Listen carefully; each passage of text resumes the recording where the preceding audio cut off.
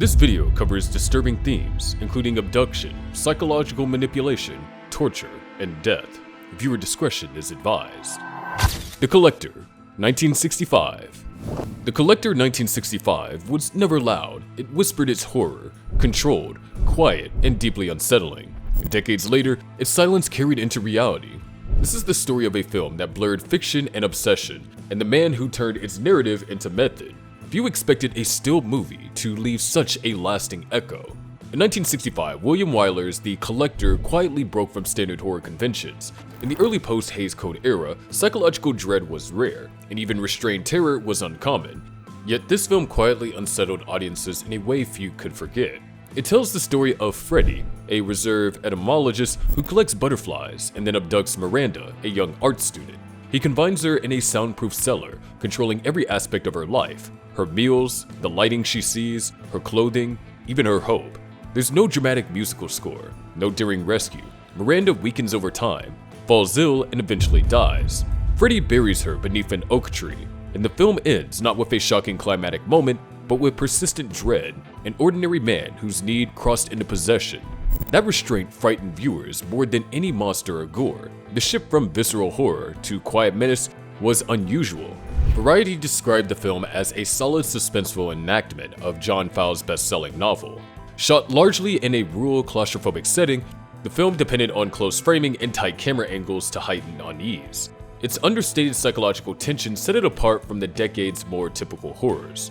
The Collector remains one of the few 1960 films that blurred the line between storytelling and reality so quietly, and yet so powerfully. Its stillness lingered beyond the screen, unsettling some viewers in unexpected ways. Few films blurred the lines between fiction and fixation as quietly as The Collector, but decades later, one man would erase that line entirely, modeling his crimes not from imagination, but from memory. At the end, we return to that chilling question: when does storytelling become a template? At first, Miranda holds on to hope. She pleads with Freddy, tries to trick him, and searches for some opportunity to escape. Yet he remains ever present, watching her every move. Every detail of her life becomes this decision. What she eats, what she wears, whether she sees the sun. There's no overt violence, only the gradual stripping away of comfort. A slow psychological cruelty far more insidious.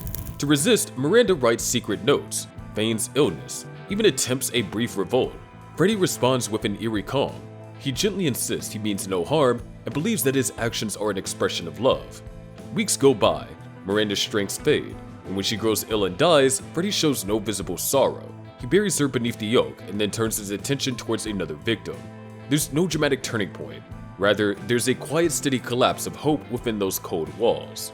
That controlled restraint is what made audiences uneasy.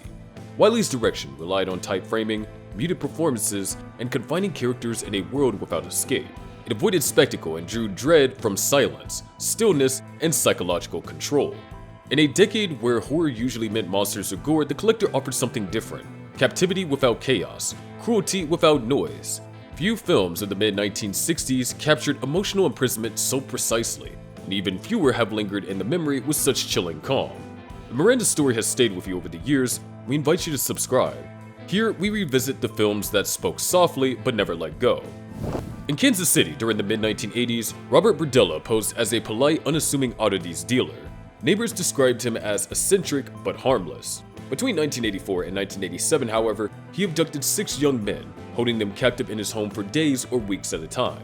He referred to what he did as a process. He used sedative drugs to subdue his victims, bound them, and then conducted systematic torture with clinical precision. Berdella recorded every detail: drug names, dosages, physical reactions, even periods of consciousness, like some twisted experiment. His home became a hidden chamber of suffering. He controlled not only speech and movement, but every moment of his victims' physical and emotional torment. In this, he mirrored Freddy's approach in The Collector: methodical, detached, chillingly controlled, but free from the limits of fiction. Most in his community never suspected that a quiet antiques dealer could harbor such cruelty. Berdella believed that his crimes would go unnoticed behind his polite exterior. That belief held until one night when one victim defied his captivity.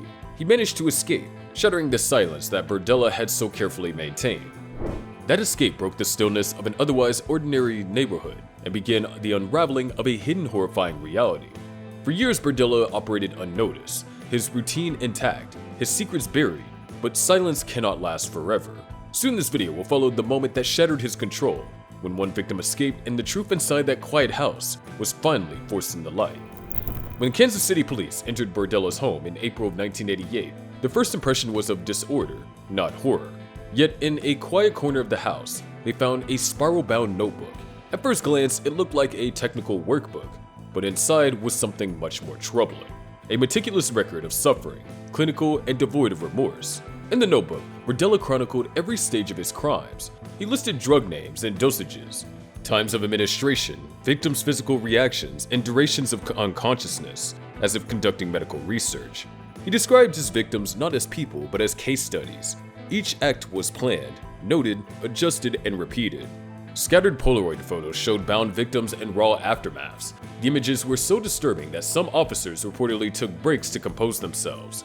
This was not chaos. It was a method, controlled, deliberate. It echoed the quiet cruelty of the collector.